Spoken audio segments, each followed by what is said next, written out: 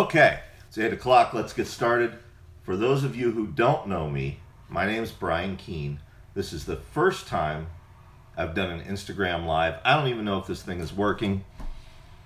Yeah, I see comments. Can you hear me? Somebody put something there in the comments and let me know that you can hear me, okay? Because I'm unmoderated. There's no one helping me. We're figuring this out together. So while we wait for people to come in, see, I don't see anything. But I see a whole bunch of... Yeah? Okay. Thank you. Thank you very much. All right. Okay, so now that we know you can hear me, as I said, my name's Brian Keene. If you don't know me, I'm the author of over 50 books, as well as tons of comic books and short stories. I'm the person who has probably at one point ruined some of your favorite franchises, including Masters of the Universe, X-Files, Doctor Who, and Alien.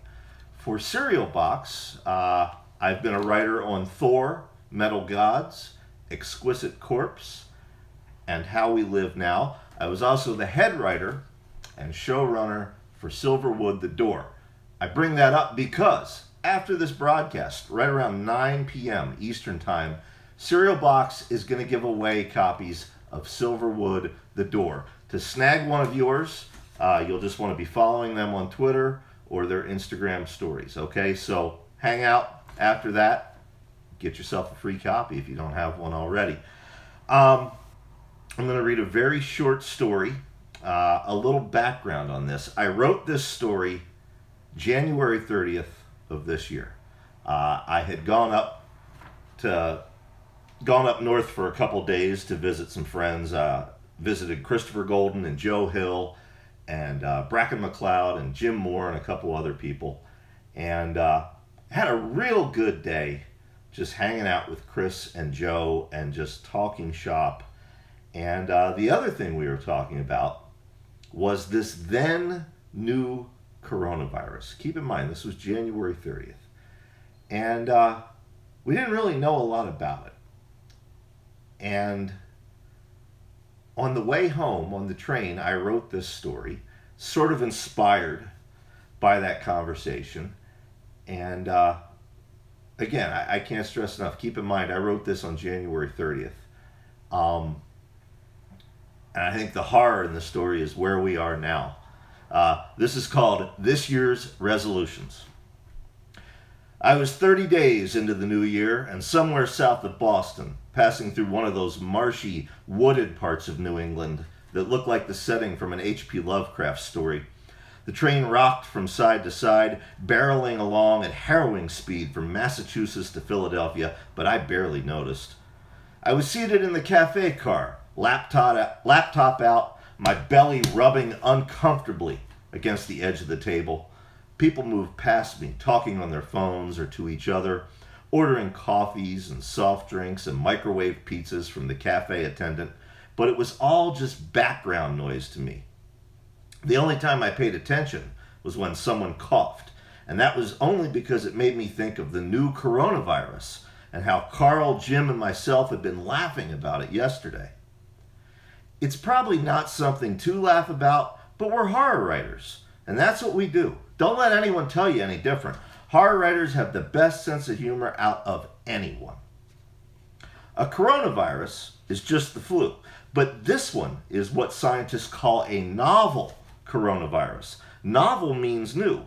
Yeah, we gotta laugh out of that as well. Because it's new, the human body doesn't have any defense against it yet, and because of that, a lot of people are scared. Not the panicky, rioting in the streets sort of terror. More of a low-grade, fearful anxiety type of thing. They say there are about 8,000 people infected worldwide so far, with just over 350 deaths. Most of those have been in China, and things are bad enough there that they've indefinitely quarantined nearly 50 million people. Airlines are canceling their flights into the country, and the news has showed footage of people on the street wearing face masks and even plastic water jugs over their heads. But there have been cases confirmed elsewhere: the United Kingdom, Germany, Spain, France, Saudi Arabia, Russia, Mexico, and 5 here in the United States. 5 cases. On my way up to visit Carl and Jim, I saw several people wearing face masks and using hand sanitizer. We'd been joking the day before that if there was a coronavirus ground zero for the horror genre, then we were it. Jim had just come off an international book tour, and he'd spent the last 2 months in airports and on planes. Carl had just returned from a writer's retreat in Colorado, where he'd spent a weekend mingling with our peers, all of whom had traveled from all over America. And I had spent the previous day on the train from Pennsylvania to Boston. But I needed that time with my friends. Writing is a solitary act, and for the most part, it's always good to fellowship with others when you can. But even then, it's sometimes hard to be comfortable or at ease with the people around you. Terrible as it may sound, you're always waiting to see what they want from you. Carl, Jim, and I all struggle with that to some degree. The 3 of us are all fairly successful in our individual fashion. At 47, Jim has had a great career with a half-dozen novels in print, all bestsellers and each one adapted for film or television, as well as assorted graphic novels and other media. Carl's 52, same age as me, and he's done good with media tie-ins and screenplays over the years. And then there's me, Adam Seneft, the cult writer with a hardcore faithful following. All 3 of us keep food on the table for our families and can pay our bills with what we write. And I think we get along as well as we do because we don't want anything from each other. We're happy with who we are. Except that sometimes I don't think they believe me when I tell them I'm happy. And sometimes I'm not so sure I believe it myself. It's like this coronavirus. They say 8,000 infected and just over 350 deaths. But since most of the numbers are coming from China, nobody really believes it. There's a lot of online speculation, informed or not, that both the number of infected people and the death toll may be drastically underreported. People whisper that we're not being told everything. In the end, like most things, I guess it all comes down to belief. So, believe me when I tell you that most days I'm happy.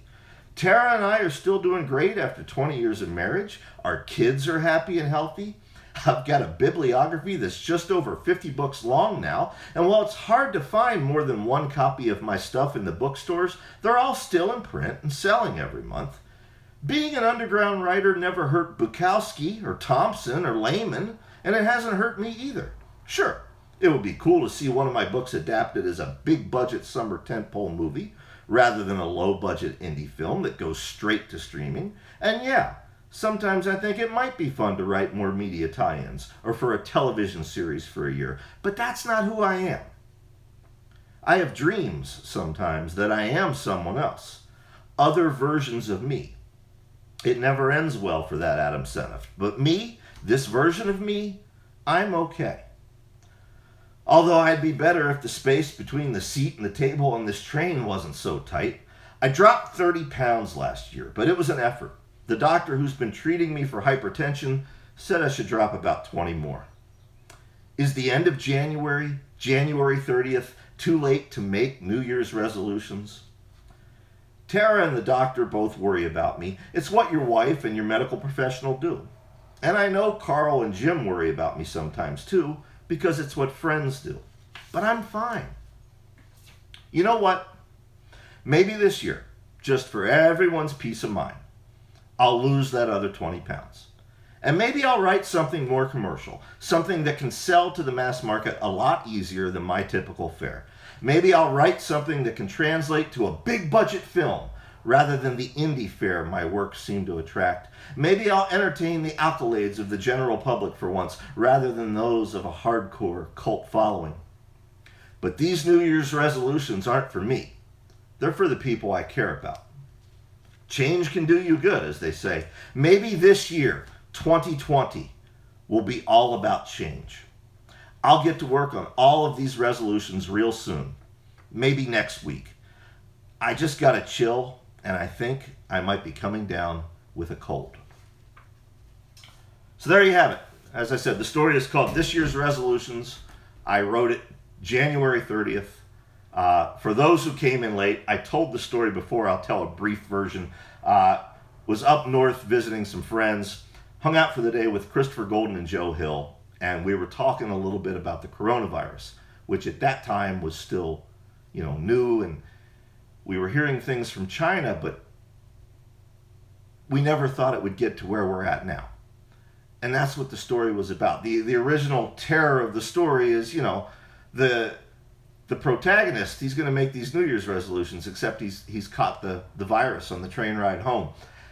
And, from January 30th to rereading that story now, I think the terror is how little we knew then. I mean, I worked the actual headlines at the time into the story, but compare that to the headlines now. So anyway, I have the phone duct taped to a bookshelf so that I wouldn't have to hold it and read and juggle the papers. I'm going to pull it off now so that I can see your comments, and we're going to do a little Q&A. Actually, you know what? I can put the phone right back up there, and I can scroll and see your comments. So, yeah, hit me up with questions, and if not, I'll dance for you, or I don't know, we can walk around, look at the bookshelves.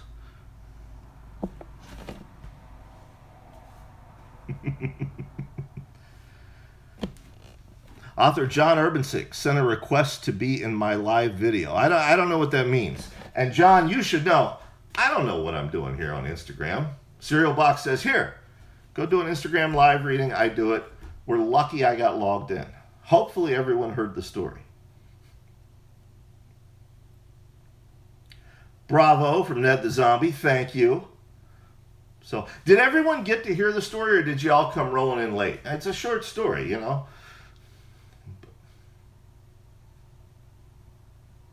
I don't know, do we want another story maybe? Like something even shorter? I'll wait and see what you say.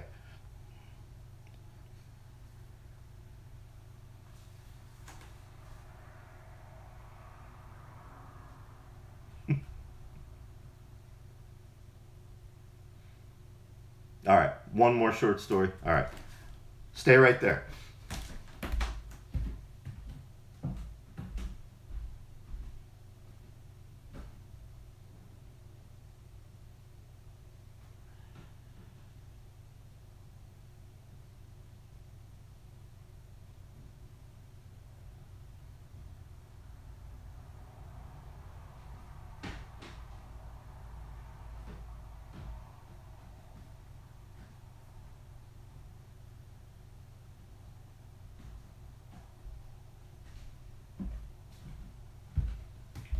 Okay. Because Q&A doesn't work if nobody's asking questions. See, now I go to get a second story. Now I see the questions popping up. So, let's see here.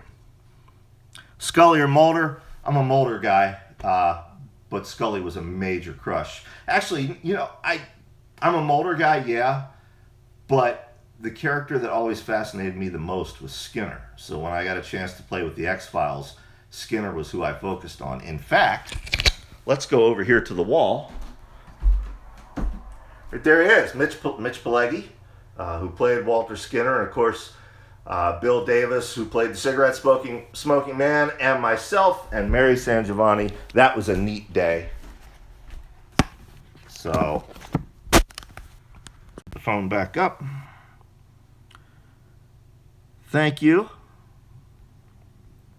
All right, so X-Files question was the only question. Let's go to second story. This is from my book, All Dark, All the Time. It's The Complete Short Fiction of Brian Keene, Volume 2. And this is something very short, even shorter than this year's resolutions. This is called Something Pretty. I wrote it for my dear friend Casey Lansdale, who might be on the stream right now. I'm not sure. We just finished up lunch at that Asian place you like so much. You had the sushi sampler, and I stuck with General Tso's chicken, because ever since the Fukushima nuclear disaster, eating sushi makes me nervous. So do a lot of other things. Lately, I seem to be nervous all the time. Sometimes it's little things.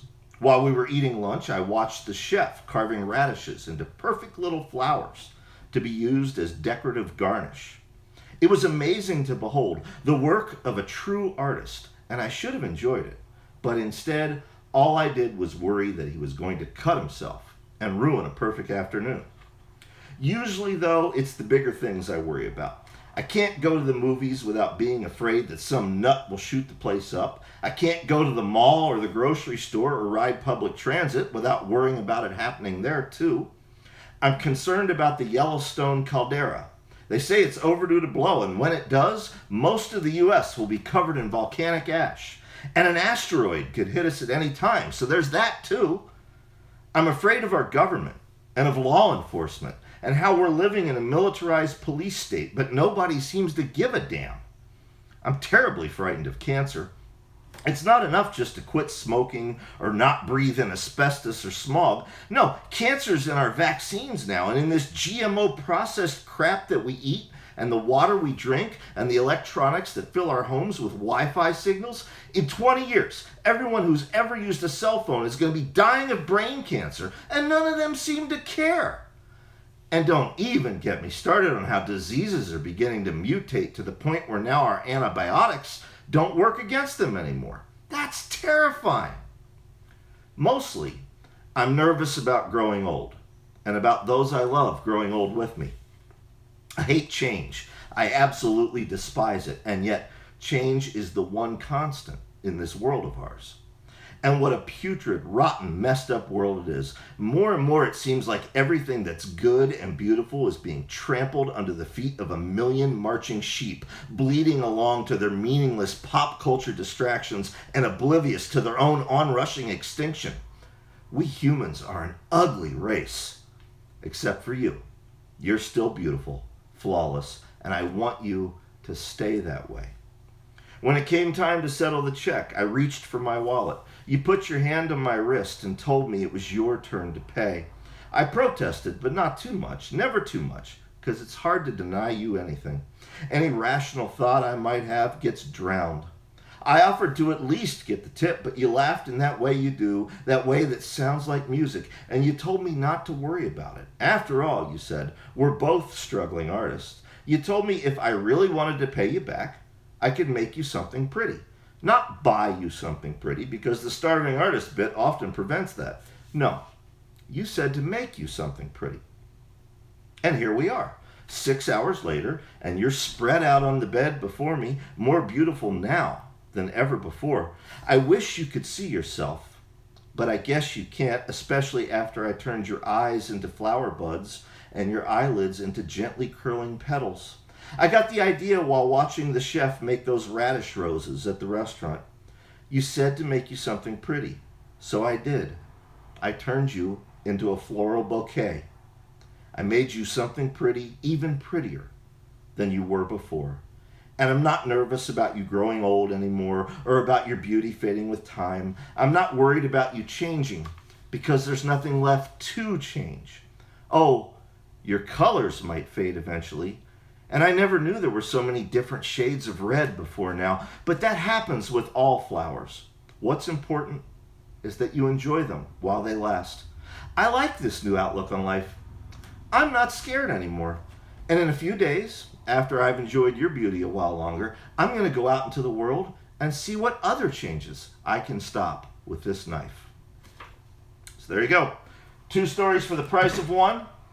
Let's see if we got any more questions while I was doing that. If not, then I will let you folks go about your evening. And while I'm scrolling here looking for questions, if anyone else has one, throw it in.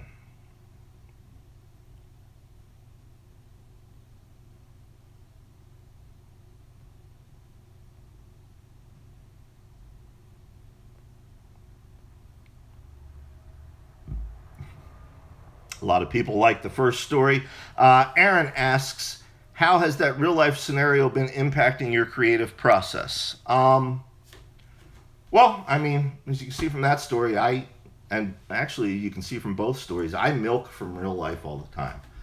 I believe that anything and everything can be fodder for the muse, so to speak.